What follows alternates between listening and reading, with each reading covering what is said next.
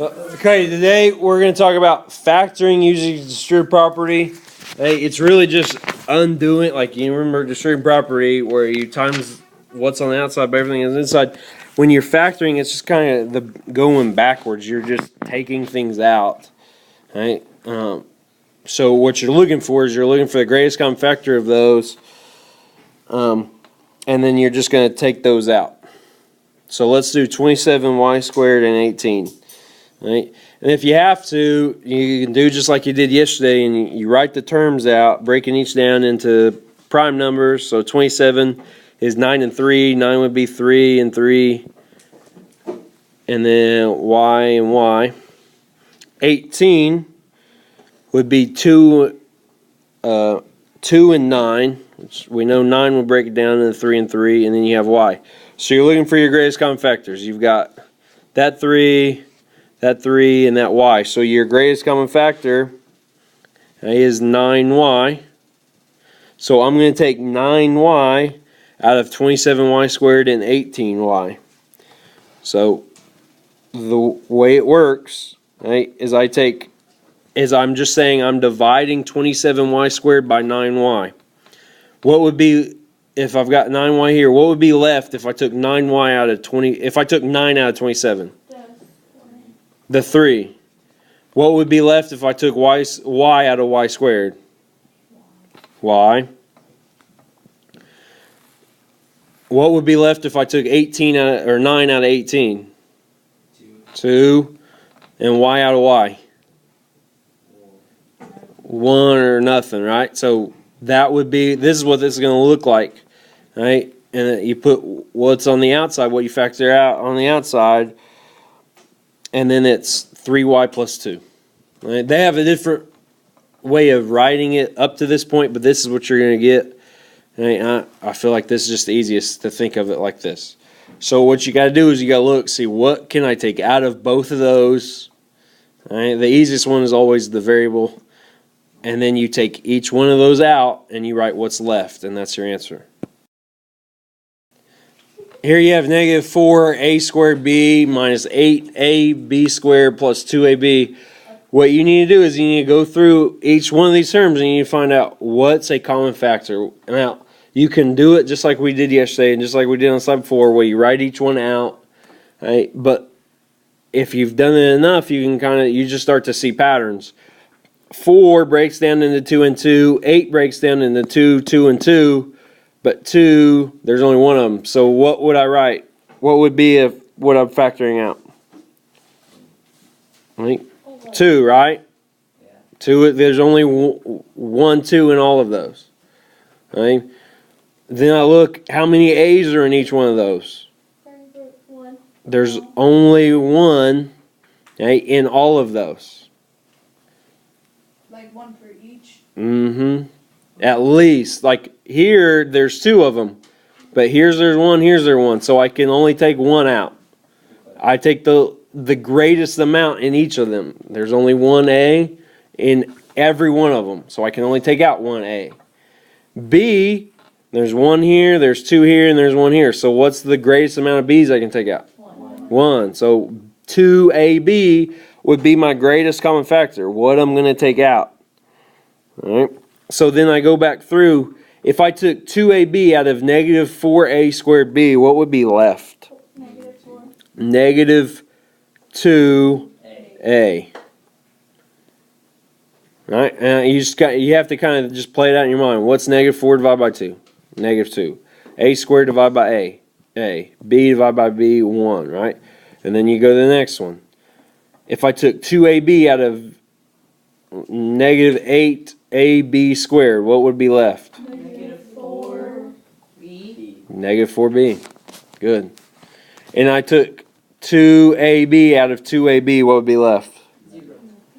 It wouldn't be 0, it would be 1. And in this case, we're actually going to write the 1. We're going to write plus 1 here. So it's necessary in our... Yes. If you're taking it out of here, then it would be. Okay? All right. If you're taking it out, like you're taking 2AB, if you're only like, the only time you write 1 is if every one of them comes out to 1. Here, when I took out 2AB out of this, B, right, would be the one, right? But we don't write it. Okay? And here I took out one of the B's I took out all of the A's, right, for here to here. So I didn't write the 1, but if everything comes out, then I write the 1.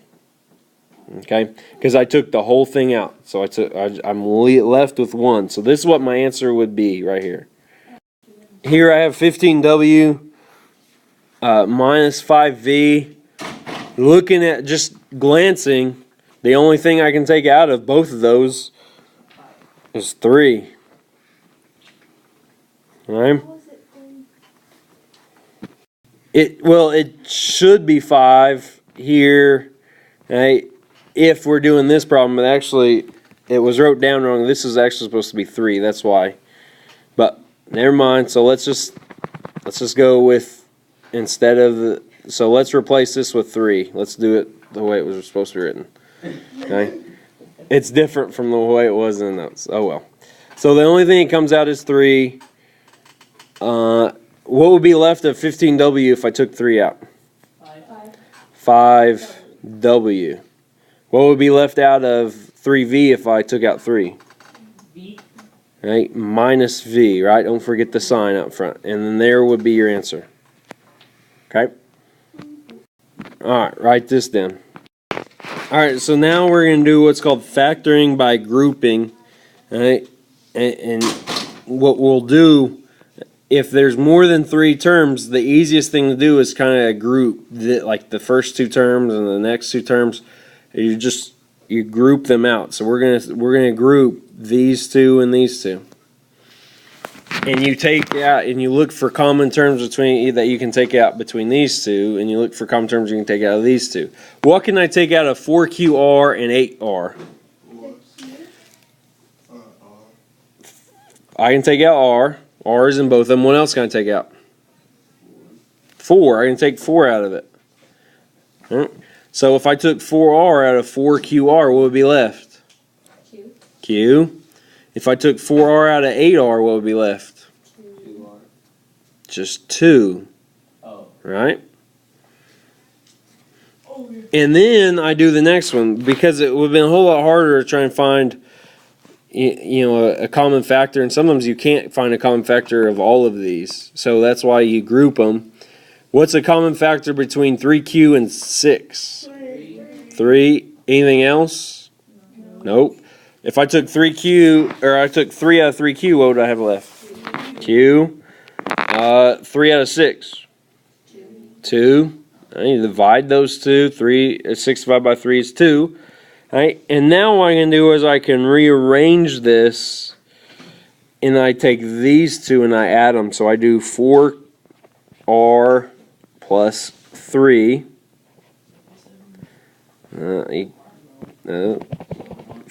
No, they're not like terms. Right? So I just write it as 4R plus 3. And then you look and you have the same thing here and the same thing here. Since they're the same thing, hey, we just combine them and do that and write them as Q plus 2 one time instead of twice. Because really this is like if you were to FOIL. You take 4, you would take 4R times Q and 4R times 2. And then you take 3 times Q and 3 times 2. That would be FOILing. So you just rewrite it like this. Okay, and then this would be your answer.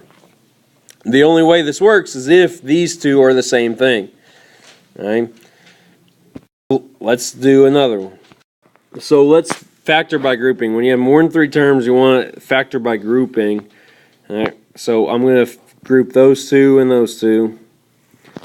What can I take out of 3NP and 15P? 3 would come out, yes. What else?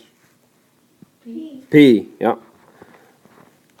If I took 3P out of 3NP, I'd be left with N.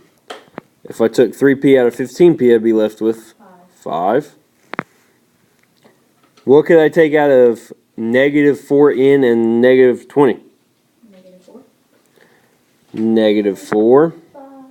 Yeah. Right. N would be left. And what would be left if I took negative 20 or negative 4 out of negative 20? 5. Positive 5.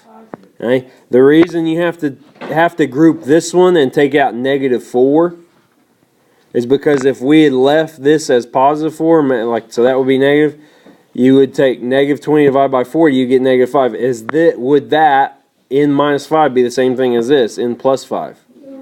No, you need them to be the same thing. That's why we had to take out a negative of here and here, so you make this the exact same thing as this. Then we combine what's on the outside, 3p minus 4, and then you combine the two that are the same, which is n plus 5. Right, and that's your answer. Now you have to pay attention to what's going on, because like what's been asked is sometimes they won't come out exactly the same. What's on the inside of the one of the parentheses doesn't always come out the same. So sometimes you have to do things to make them come out the same way. Here you have 2mk, was going to be grouped with -12m, and here we got 42 minus 7k. What could we take out of 2mk and 12m? 2m. K would be left. What will be left out of -12m? -6. Alright. Okay, nothing else? Alright. 42 and 7k. What can I take out? 7. What will be left?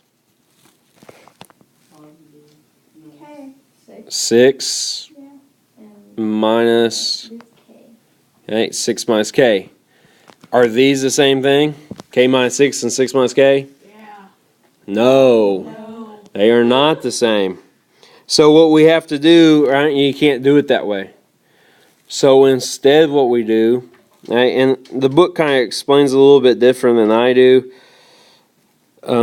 but really what you're going to do is you're going to just take out, instead of 7, you're going to take out -7. Okay? Which here, if you ever get to this point, right, what you can do is you can say, I'm going to take out -1. If I took -1 out of 6, what would I get? -6. If I took -1 out of -k, what would I get? Okay. Now do I have what I want? Okay. Yes, I do. I have k minus 6. So, and then I would just combine 7 and -1. What's 7 times -1? -7.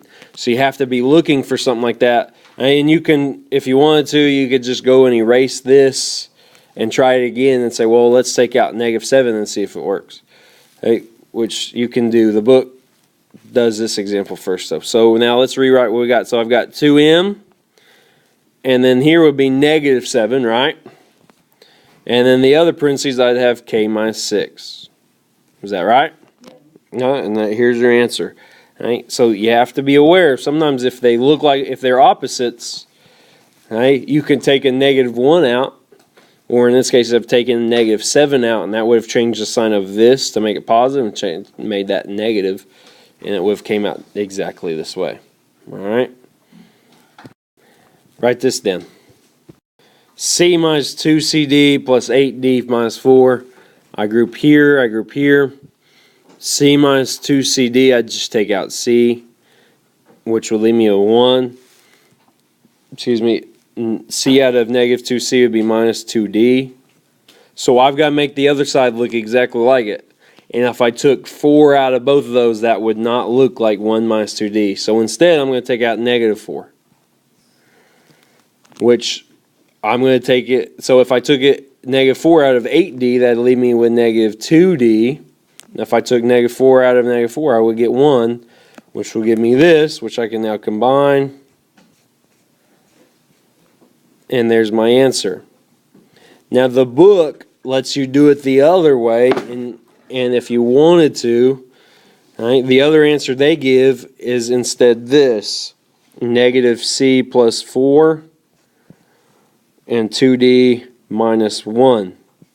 Either of these answers is the same thing. What they did is instead of taking C out, they took -C out, which would allow you to keep 2D minus 1 here. Right? And so either one, both of these work, but this is the one I would have gotten. All right, any questions? All right, write this down. All right, so here's zero product property, and it just states if A, B equals 0, meaning if A times B equals 0, then either A equals 0, B equals 0, or both A and B are 0. What that really means is if that a multiplication problem or a product of something equals 0, then one of the factors has to be 0. All right, so they're going to give you problems that look like this, and they're going to say 2D plus 6 times 3D minus 15 is equal to 0. What that means is that at least one of these is going to equal 0. So you've got to figure out which one it does, all right?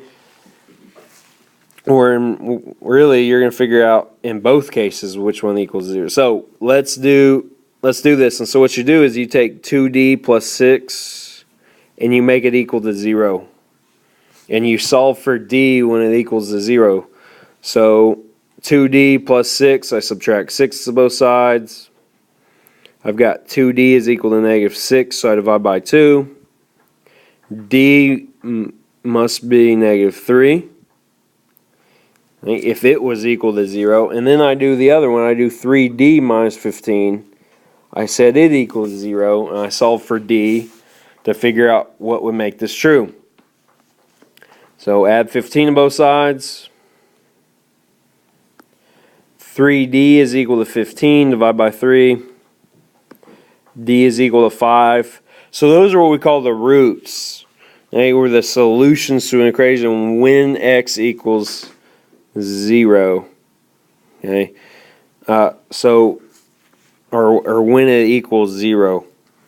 So they'd say negative 3, 5. But what you have to do is you have to go through and you have to check and make sure, right, that they are right. Sometimes they will be, sometimes they're not. So plug negative 3 in here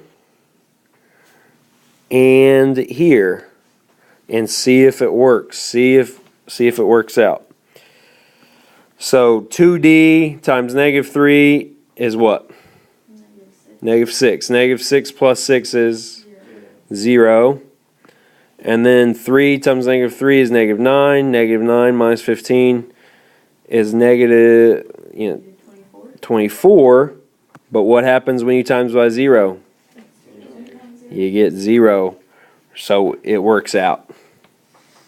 Now let's try 5. So you take it and plug it in for both D's. 5 times 2 is 10. 10 plus 6 is 16. 5 times 3 is 15. 15 minus 15 is 0. Right. Is 16 times 0 0? Yes. So since they both check out, your answer is this. Negative 3 and 5. Sometimes one of them won't work, so you can't use it. Here they'll give you problems like this, and they'll say c squared is equal to 3c. Well, to figure out what the root is, what the solution is, what you do is you want to make one side 0. So I'm going to subtract 3c to both sides because now I have one side equal to 0, and I can find the root of this problem here.